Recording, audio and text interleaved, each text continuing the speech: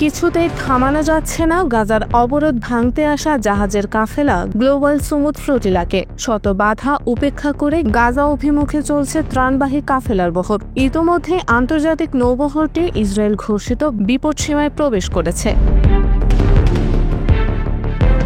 Al Jazeera জানিয়েছে, গাজার উপকূল থেকে প্রায় ৩০০ কিলোমিটার অর্থাৎ ২০০ নটিক্যাল মাইল দূরে অবস্থান করছে জাহাজের কাফেলাটি। এর মাঝে ইতালি থেকে ভেসে এলো বড় দুঃসংবাদ। দেশটির প্রতিরক্ষা মন্ত্রণালয় জানিয়েছে, গাজার উপকূল থেকে প্রায় ১৫০ নটিক্যাল মাইল দূরে পৌঁছালেই ইতালির যুদ্ধজাহাজ আর বহরটির সঙ্গে থাকবে না। এতে অংশগ্রহণকারীরা ইসরায়েলি হামলার মুখে আরও ঝুঁকিতে পড়বে। বার্তা সংস্থা রয়টার্স জানিয়েছে, ত্রাণ সহায়তা নিয়ে গাজা অভিমুখে যাত্রা করা আন্তর্জাতিক নৌ অভিযান গ্লোবাল সুমুদ ফ্লোটিলা থেকে ইতালি সরে গেছে। দেশটির প্রধানমন্ত্রী জর্জিয়া মেলোনি ফ্লোটিলা বন্ধের আহ্বান জানিয়েছেন। এছাড়া পোপও যাত্রীদের নিরাপত্তা নিয়ে উদ্বেগ প্রকাশ করেছেন, কিন্তু ফ্লোটিলার সংগঠকরা তা প্রত্যাখ্যান করে জানিয়েছেন যাত্রা চলবেই।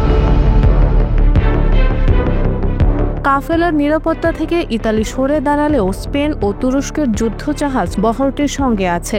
এর আগে গত সপ্তাহে গ্রিস উপকূলে বহরটি ড্রোন হামলার শিকার হয়। ফ্লোটিলার সদস্যরা ইসরায়েলকে দায়ী করলেও তেল আবিব তা অস্বীকার করেছে। তবে ইসরায়েল স্পষ্ট জানিয়েছে যে কোনো মূল্যে তারা গাজায় কাফেলাটি পৌঁছানো ঠেকাবে।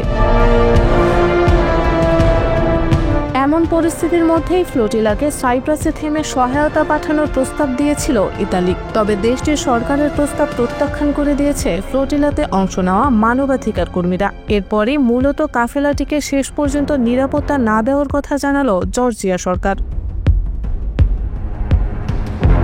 গাজার উপর ইসরায়েলের অবৈধ অবরোধ ভাঙতে গ্লোবাল সুমুদ ফ্লোটিলার কাফেলা পবিত্র ভূখণ্ডের দিকে যাত্রা করছে। এই কাফেলায় ৪০টির বেশি নৌকা এবং ৫ শতাধিক যাত্রী রয়েছেন। এর বহরে রয়েছেন সংসদ সদস্য, আইনজীবী, সুইডিশ পরিবেশ কর্মী গ্রেটা থুনবার্গ সহ বিশ্বের বিভিন্ন দেশের মানুষ। তাদের লক্ষ্য একটাই, ইসরায়েলের অবরোধ ভেঙে গাজায় মানবিক সহায়তা পৌঁছানো।